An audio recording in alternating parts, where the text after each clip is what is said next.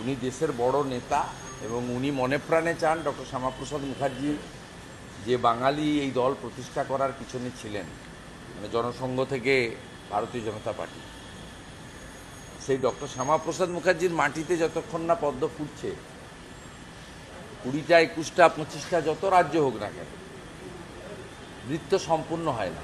স্বাভাবিকভাবে প্রত্যেকেই রাষ্ট্রীয় নেতারা প্রত্যেকেই ইন্টারেস্টেড যে 3 থেকে যদি 77 হয়, 77 থেকে কেন 177 হবে না।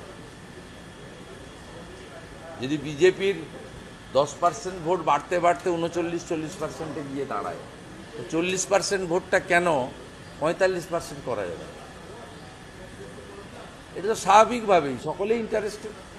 মমতা ব্যানার্জিকে যেতে হবে 26, এইটুকু আমি আপনাকে বলে দিলাম। কোনো শক্তি নেই ওনাকে এই নির্বাচনে রক্ষা করে।